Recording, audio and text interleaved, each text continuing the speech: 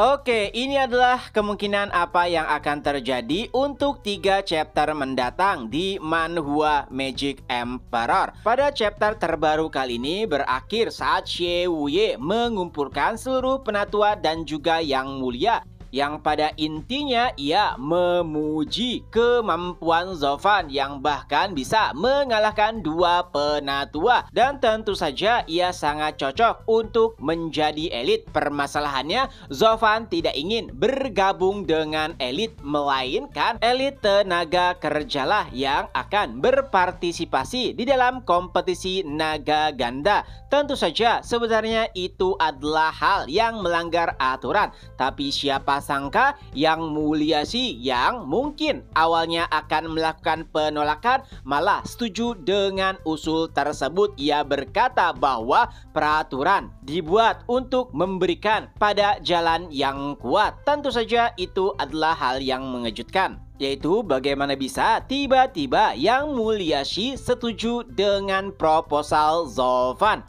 Oh ya, sedikit informasi ya, ternyata beberapa chapter belakangan ini ada banyak sekali adegan yang dipotong dari versi novelnya. Sebagai contoh, seharusnya sebelum pertemuan Yang Mulia dan para penatua ini, Yang Mulia Qi dan juga Yang Mulia Bai menemui cucu-cucunya yang tengah terluka. Lalu ia pun menceritakan apa yang tengah terjadi, tapi adegan itu di-cut dan langsung menuju kepada pertemuan para penatua dan juga Yang Mulia. Oke, mari kita lanjutkan. Tentu saja semuanya penasaran kenapa tiba-tiba Yang Mulia Shi malah mendukung Zovan.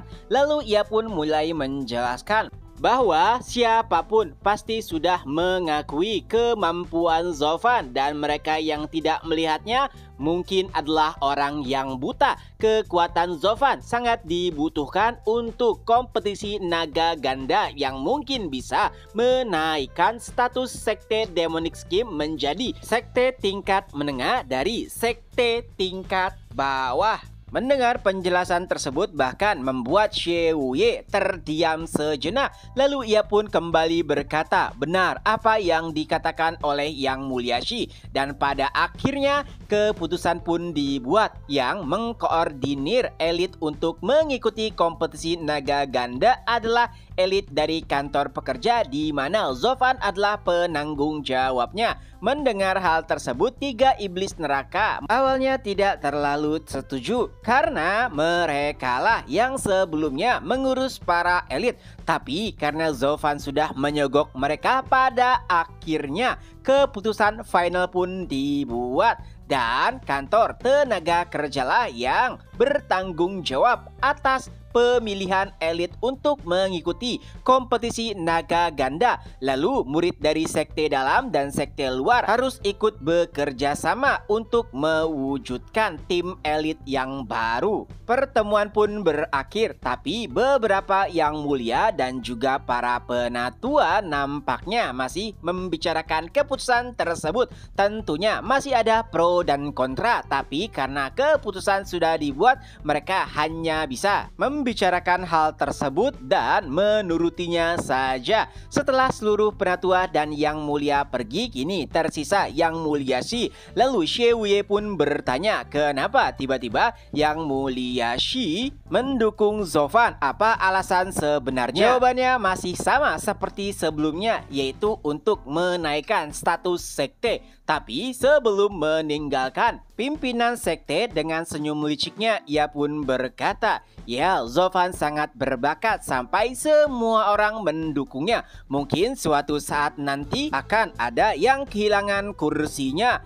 Tentu saja Xie Wuye mendengar perkataan tersebut. Ia pun langsung menanggapinya. Yang Mulia Shi, apa maksudmu? Yang Mulia Shi pun menjawab, tidak, aku hanya asal bicara. Dan ia pun meninggalkan aula pertemuan. Tapi tentu saja Xie Wuye sadar akan maksud dari perkataan Yang Mulia Shi. Saat ini pengaruh Zovan memang sudah melebar kemana-mana dan mungkin suatu saat posisinya benar-benar bisa dicuri oleh Zovan. Beberapa saat setelahnya, akhirnya informasi bahwa kantor elit pekerjalah yang akan memilih kandidat untuk mengikuti kompetisi naga ganda mulai menyebar ke seluruh penjuru sekte. Tentu saja awalnya ada pro dan kontra terkait dengan hal tersebut, tapi pada akhirnya mereka yang ingin menjadi elit berbondong-bondong ingin memasuki kantor pekerja. Di sisi lain, nampaknya Guihu tengah lama menunggu untuk bisa berbicara dengan Pak Tua Yuan. Sejujurnya, Guihu tidak mengerti kenapa ia harus berbicara dan mendapatkan pencerahan dari orang tua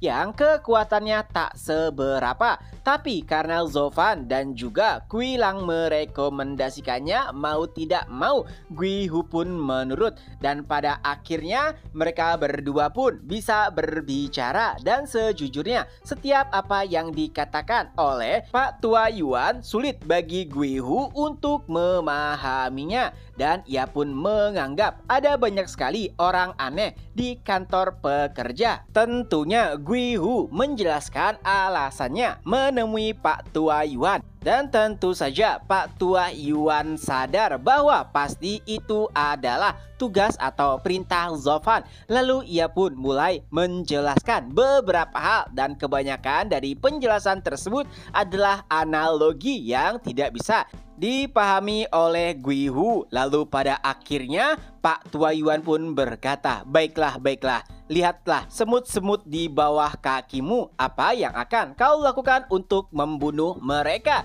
Guihu pun menjawab, aku hanya perlu menginjaknya. Lalu Pak Tua Yuan kembali berkata, jika begitu injaklah mereka. Dan saat Guihu menginjak para semut, tentu saja tidak semua semut mati. Pak Tua Yuan kembali berkata, apakah kau lihat itu? Sebagian dari mereka berhasil melarikan diri, dan itulah yang harus kau pikirkan. Sebenarnya apa niatanmu untuk membunuh, dan apakah ada hal yang kau dapat setelah membunuh mereka, atau kaulah yang akan mendapatkan kerugian? Bayangkan jika dalam kondisi tertentu hanya semutlah yang bisa memberikanmu kehidupan, atau dengan kata lain, jika kau membunuh semut, kau tidak memiliki makanan apapun. Jadi pada akhirnya untuk bertahan hidup kau harus memakan semut. Jadi tentunya keputusan akan berbeda sesuai dengan keadaannya. Pak Tua Yuan bahkan mempraktekkan bagaimana caranya membunuh semut, yaitu dengan memakannya. Aura haus darah bahkan bisa dirasakan oleh Guihu yang benar-benar membuatnya terkejut. Ia pun bergumam, sebenarnya siapa Pak Tua ini? Intinya di sini Pak Tua Yuan menjelaskan bahkan target yang akan kau bunuh mungkin seharusnya akan memberikan keuntungan kepadamu. Jadi jangan ceroboh dan asal mengambil tindakan.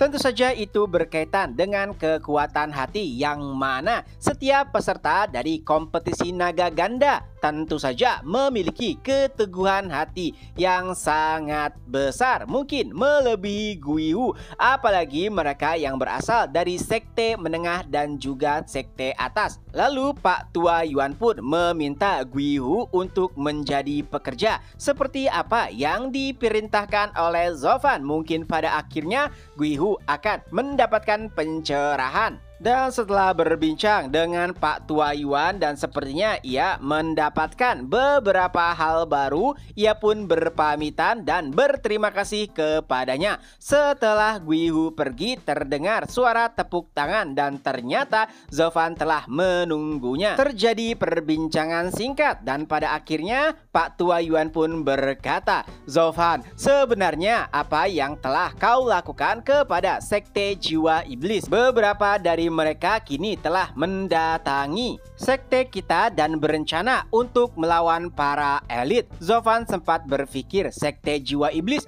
Oh, apakah itu Tuan Muda ketiga Han? Lalu Pak Tua Yuan pun menjawab, ya ia salah satunya. Tapi ada orang lain yang juga ingin membalas dendam. Ia adalah saudara dari Tuan Muda ketiga, yaitu Tuan Muda kedua. Tujuannya adalah untuk melawan para elit. Dan karena saat ini elit sudah berpindah ke kantor pekerja, itu berarti Zovan yang harus menghadapinya. Situasinya benar-benar membuatnya pusing. Walaupun Pak Tua Yuan tahu bahwa Zovan pasti bisa menghadapi mereka. Beralih ke sisi lain, nampak terjadi pertarungan yang bahkan dihadiri oleh pimpinan sekte, para yang mulia, dan juga penatua. Dan ternyata itu adalah pertarungan dari murid sekte jiwa iblis melawan murid sekte demonic scheme. Dan pemenangnya tentu saja adalah murid dari sekte jiwa iblis. Ia bahkan sampai berkata,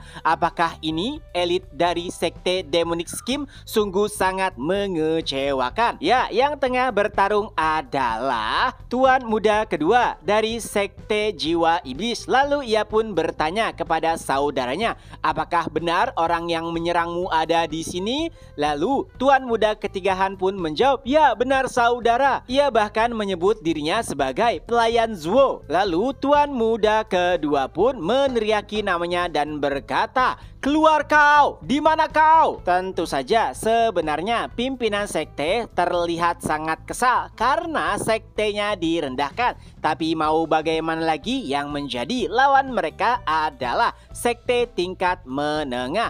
Lalu terjadilah perbincangan dengan penatua mereka, yaitu Penatua Mo. Kenapa mereka harus mendatangi sektenya dan membuat keributan yang tak perlu? Lalu Penatua Mo pun menjawab bahwa ini hanyalah latihan atau separing persahabatan. Ya, alasan kenapa Shewiye pada akhirnya menerima mereka adalah karena sekte jiwa iblis juga merupakan sekte pelindung kekaisaran Tianyu, sama halnya dengan sekte demonic scheme. Tapi melihat sektenya direndahkan itu membuat Shewiye kesal. Apalagi murid-murid dari sekte jiwa iblis terus saja mengejek para elit dari sekte demonic scheme yang tidak bisa melakukan perlawanan apapun, hingga pada akhirnya 3 sosok yang terlihat lusuh pun memasuki ruangan. Ternyata itu adalah Qi Changlong, Bai Lian,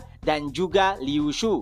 Awalnya tentu saja para murid dari sekte jiwa iblis heran kenapa para elit tidak ada yang menghentikan para gelandangan memasuki tempat sparring tersebut. Oh ya, ketiganya kan sebelumnya merupakan elit dari sekte demonic scheme, dan karena mereka masih ingin mengikuti kompetisi naga ganda, jadi mereka pun bergabung dengan kantor pekerja. Karena itu mereka pun melakukan tugas pekerja dan terlihat seperti gelandang. Beberapa murid pun mulai menceritakan apa yang tengah terjadi kepada ketiganya, dan Qi Changlong nampak sangat bersemangat. Ia pun berkata, jadi kau adalah Tuan Muda ketigahan? Aku sangat ingin sekali bertarung melawanmu. Awalnya Tuan Muda ketigahan tidak ingin menanggapinya, tapi ekspresinya berubah tak kala ia menyadari jika Qi Changlong berada pada ranah visi dewa tingkat 9, yang mana itu 1 tingkat lebih kuat darinya. Karena penasaran, Tuan Mudahan pun bertanya, siapa kau? Dan Qi Changlong pun menjawab bahwa dia adalah murid dari kantor pekerja bernama Qi Changlong. Itu adalah jawaban yang mengejutkan. Seorang buruh memiliki kultivasi yang jauh lebih kuat daripadanya. Bagaimana bisa ini terjadi di sekte demonic scheme? Apakah mereka telah membuang-buang bakat sehingga menjadi sekte terendah? Tentu saja ada banyak pertanyaan. Tapi Qi Changlong juga tidak ingin membuang-buang waktu.